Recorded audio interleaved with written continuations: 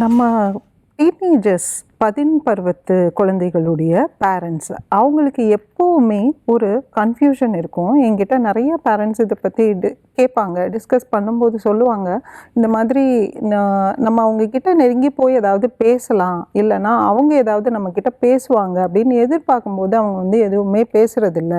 நம்மளாக போய் ஏதாவது பேசினாலும் எரிஞ்சு விழுறாங்க. அப்புறம் கொஞ்ச நேரம் கழித்து வந்து என்கிட்ட நீங்கள் வந்து என்னை தனியாக விட்டுறீங்க, எதுவும் பேசுகிறதில்ல, லோன்லியாக ஃபீல் பண்ணுறேன்னு சொல்கிறாங்க. இப்போ நாங்கள் எப்போ பேசணும், எப்போ பேசக்கூடாது, இது பெரிய கன்ஃபியூஷனாக இருக்குது. எப்போவுமே வந்து ஒரு ஒரு போர் சூழல்லே வந்து இருக்கிற மாதிரி இருக்குது அப்படின்லாம் வந்து அவங்க நிறையா கவலைப்படுவாங்க. அப்போ வந்து அவங்களுக்கு பொதுவாக சொல்கிற விஷயம் என்னென்னா, நீங்கள் எப்போவுமே கூட இருக்கணுங்கிறது தேவையில்லை, பட் கொஞ்சம் எமோஷ்னலி அவைலபிளாக இருங்க அப்படின்னு சொல்லும்போது அதை எப்படி செய்கிறது அப்படிங்கிறது வந்து தெரியல. எமோஷ்னல் சப்போர்ட், எமோஷ்னல் அவைலபிலிட்டி நீங்கள் நிறையா சொல்கிறீங்க, பட் இது வந்து எப்படி வந்து அவங்களுக்கு நாங்கள் செய்கிறதுன்னு தெரியல அப்படின்னு கேட்கும்போது, பெற்றோர்கள் மட்டும் இல்லை, நமக்குமே அந்த ஒரு குழப்பம் எப்போவுமே இருக்கும். நம்ம வீட்டில் வந்து நம்ம குடும்பத்தில் இருக்கிறவங்களோ இல்லை நம்ம பார்ட்னரோ ஒரு கொஞ்சம் எமோஷ்னலாக இருக்கும்போது, கொஞ்சம் டவுனாக இருக்கும்போது நம்ம வந்து அவங்களுக்கு சப்போர்ட் பண்ணணும் அப்படின்னு நினைப்போம். ஆனால் அந்த சப்போர்ட்டை வந்து நமக்கு வந்து எப்படி கொடுக்குறது அப்படிங்கிறது வந்து நமக்கு தெரியாது.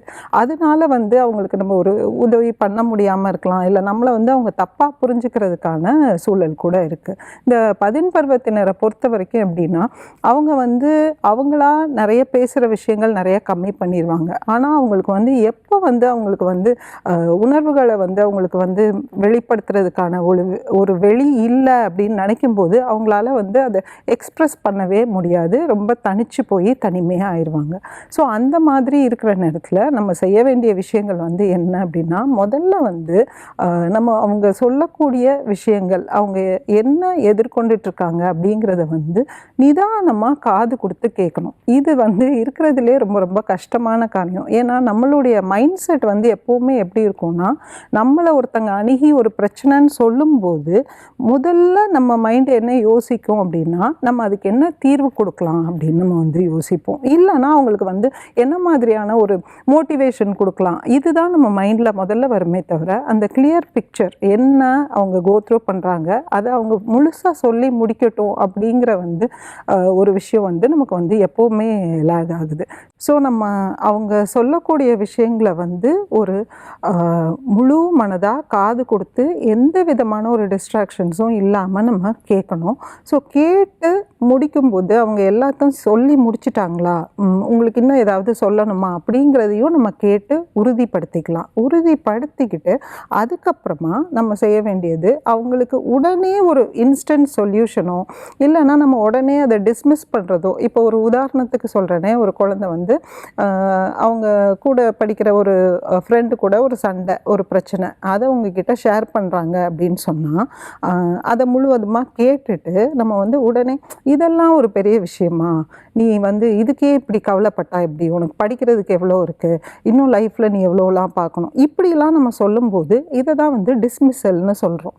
ஸோ அவங்களுடைய உணர்வுகளை வந்து முழுசாக நம்ம வந்து புரிஞ்சுக்காமல் அதை உடனே நீ இதை கடந்து வந்துரு, நீ இது ஒரு பெரிய விஷயம் இல்லை அப்படிங்கிற டிஸ்மிஸல் நம்ம கொடுக்கும்போது அவங்களுக்கு ஒரு பாயிண்டில் இது எதுக்கு நம்ம இவங்கக்கிட்ட சொல்லணும் அப்படின்னு வந்து தோண ஆரம்பிச்சிடும். ஸோ இந்த விஷயத்தை வந்து நம்ம அவாய்ட் பண்ணிக்கணும். இதுக்கு பதிலாக நம்ம வந்து என்ன செய்யலாம் அப்படின்னு சொன்னால், அக்னாலேஜ் பண்ணுறது அப்படின்னு சொல்லுவோம். ஸோ இப்போ வந்து இந்த விஷயம் எனக்கு ரொம்ப கஷ்டமாக இருக்குது அப்படின்னு ஒருத்தங்க சொல்லும் பொழுது அதை வந்து நம்ம, எனக்கு புரியுது, ஆமாம் இது கொஞ்சம் கஷ்டமாக தான் இருக்கும், உனக்கு இது ரொம்ப ஹர்ட் ஆகிருக்கும் போல், என்னால் அதை ஃபீல் பண்ண முடியுது அப்படிங்கிற மாதிரியான ஒரு வேலிடேஷன் நம்ம கொடுக்கும்போது, சரி நம்ம சொல்கிறத இவங்க சரியான சென்ஸில் வந்து எடுத்துக்கிறாங்க அப்படிங்கிறது தெரியும். ஸோ ஒரு பிரச்சனைக்கு நம்ம தீர்வு கொடுக்கணும், அதை வந்து இப்போ சால்வ் பண்ணி விடணும் அப்படிங்கிறத விட ஒரு முக்கியமான ஸ்டெப் வந்து இந்த அக்னாலேஜ்மெண்ட் தான். ஸோ இந்த மாதிரியான ஒரு பிரச்சனையை அவங்க சொல்லும்போது நம்ம இந்த கண்ணோட்டத்தில் அணுகுனா மேற்கொண்டு அவங்களுக்கு அவங்களுக்கு இது மாதிரியான விஷயங்கள், குழப்பங்கள் வரும்போது அவங்க நம்மக்கிட்ட வந்து சொல்லுவாங்க.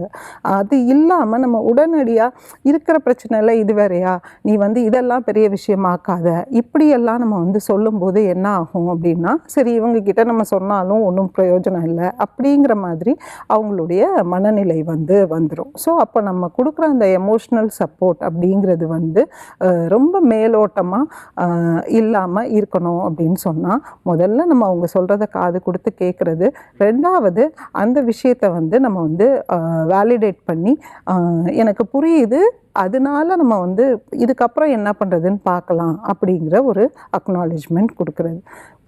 அதுக்கு அப்புறம் தான் நம்மளால் என்ன ஒரு தீர்வு சொல்ல முடியுமோ, இல்லை எந்த ஒரு உதவி கொடுக்க முடியுமோ அதை கொடுக்கலாம். ஸோ இதை நம்ம புரிஞ்சுக்கிட்டோம் அப்படின்னு சொன்னால், நம்ம குழந்தைகள் கிட்ட மட்டும் இல்லை, நம்ம வீடுகள்லையும் சரி, நம்மளுடைய ஒர்க் பிளேஸ்லையும் சரி, ஒருத்தங்க ஒரு பிரச்சனை அப்படின்னு நமக்கு சொல்லும்போது, இல்லை அவங்களுடைய எமோஷன்ஸை வந்து நம்மக்கிட்ட எக்ஸ்ப்ரெஸ் பண்ணணும் அப்படின்னு நினைக்கும்போது, அதுக்கு வந்து நம்ம ஒரு எமோஷ்னல் சப்போர்ட் இல்லை ஒரு எமோஷ்னல் அவைலபிலிட்டியை நம்ம வந்து அவங்களுக்கு காட்ட முடியும். நன்றி.